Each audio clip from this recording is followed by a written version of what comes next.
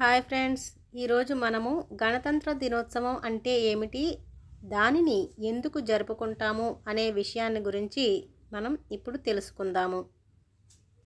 భారతదేశానికి 1947 ఆగస్టు 15న స్వాతంత్ర్యం వచ్చింది.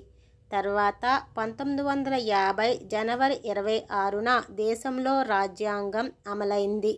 దీని ప్రకారం భారత ప్రజాస్వామ్య సర్వసత్తాగా గణతంత్ర దేశంగా ఆవిర్భవించింది. అందుకే ప్రతి ఏటా జనవరి 26న గణతంత్ర దినోత్సవం జరుపుకుంటాము. గణతంత్ర దినోత్సవం జరిపే సంప్రదాయం ఎప్పటి నుంచి మొదలైంది?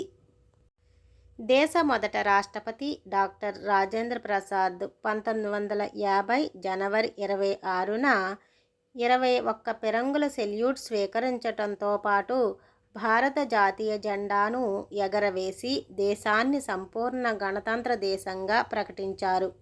ఆ తర్వాత నుంచి ప్రతి ఏటా అదే రోజున గణతంత్ర దినోత్సవంగా జరుపుకుంటున్నారు. ఆ రోజున జాతీయ సెలవు దినంగా ప్రకటించారు. భారత తన రాజ్యాంగాన్ని ఎప్పుడు స్వీకరించింది? భారత రాష్ట్రాల ఒక సంఘం, ప్రభుత్వ పార్లమెంటరీ వ్యవస్థ కలిగిన ఒక గణతంత్ర దేశం. ఈ గణతంత్ర దేశంలో పాలన భారత రాజ్యాంగం ప్రకారం సాగుతుంది. దానిని రాజ్యాంగ సభ 1949 నవంబర్ 26న ఆమోదించింది.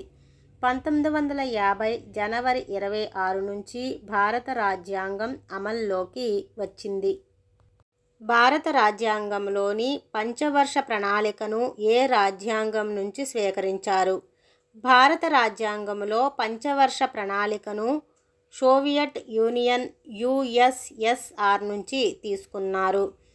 గణతంత్ర దినోత్సవం రోజున జాతీయ జెండాను ఎవరు ఎగురవేస్తారు? దేశ ప్రథమ పౌరుడు అంటే రాష్ట్రపతి గణతంత్ర దినోత్సవాల్లో పాల్గొంటారు. జాతీయ జెండాను ఆయనే ఎగరవేస్తారు. గణతంత్ర దినోత్సవం రోజున రాష్ట్ర రాజధానుల్లో జాతీయ జెండాను ఎవరు ఎగురవేస్తారు? గణతంత్ర వేడుకల సందర్భంగా ఆయా రాష్ట్రాల గవర్నర్లు రాష్ట్ర రాజధానుల్లో జాతీయ జెండాను ఎగరవేస్తారు. భారత్లో 2 జాతీయ జెండా వేడుకలు జరుగుతాయి. ఒకటి గణతంత్ర దినోత్సవం, రెండోది స్వాతంత్ర్య దినోత్సవం. స్వాతంత్ర్య దినోత్సవం సందర్భంగా ప్రధాని దేశ రాజధానిలో, ముఖ్యమంత్రులు రాష్ట్ర రాజధానుల్లో జాతీయ జెండాను ఎగురవేస్తారు. న్యూఢిల్లీలో జరిగే గణతంత్ర దినోత్సవ పరేడ్ నుంచి గౌరవ వందనం ఎవరు స్వీకరిస్తారు? గణతంత్ర దినోత్సవ పరేడ్ నుంచి భారత రాష్ట్రపతి గౌరవ వందనం స్వీకరిస్తారు. భారత సాయుధ దళాల కమాండర్ ఇన్ చీఫ్ ఆయనే.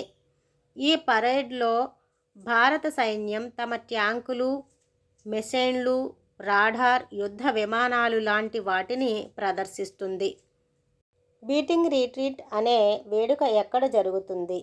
బీటింగ్ రిట్రీట్ కార్యక్రమం రైజీనా హిల్స్లో రాష్ట్రపతి భవనం ఎదుట జరుగుతుంది. దానికి రాష్ట్రపతి ముఖ్య అతిథి. బీటింగ్ రిట్రీట్ వేడుకను గణతంత్ర దినోత్సవాల ముగింపు కార్యక్రమంగా చెబుతారు. ఇది గణతంత్ర దినోత్సవం జరిగిన 3వ రోజు అంటే జనవరి 29న సాయంత్రం నిర్వహిస్తారు. బీటింగ్ రిట్రీట్లో పదాతి దళం, వైమానిక దళం, నావికా దళాల బ్యాండ్ సంప్రదాయ సంగీతం వినిపిస్తూ మార్చు చేస్తాయి. భారత జాతీయ జెండా ఎవరు డిజైన్ చేశారు? భారత జాతీయ జెండాను పింగళి వెంకయ్య డిజైన్ చేశారు. పింగళి మొదట డిజైన్ చేసిన జెండాలో ఎరుపు, ఆకుపచ్చ 2 రంగులు మాత్రమే ఉండేవి. ఆయన ఈ జెండాను భారత జాతీయ కాంగ్రెస్ పార్టీ బెజవాడ సెషన్లో గాంధీజీ సమక్షంలో అందించారు. తర్వాత గాంధీ సలహాతో జెండా మధ్యలో తెల్ల రంగును జోడించారు. ఆ తర్వాత చరకా ప్రాంతంలో రాష్ట్రీయ చిహ్నం హోదాలో అశోక చక్రానికి చోటు లభించింది. భారతీయ జాతీయ జెండా ప్రస్తుత స్వరూపాన్ని 1947 జూలై 22న నిర్వహించిన భారత రాజ్యాంగ సభ సమావేశం సందర్భంగా స్వీకరించారు. భారత్లో త్రివర్ణం అంటే భారత జాతీయ జెండా అని అర్థం. జాతీయ సాహస పురస్కారాలు ఎప్పుడు ప్రదానం చేస్తారు? జాతీయ సాహస పురస్కారాలను భారత్ ప్రతి ఏటా జనవరి 26 సందర్భంగా ధైర్య సాహసాలు ప్రదర్శించిన పిల్లలకు ఇస్తారు.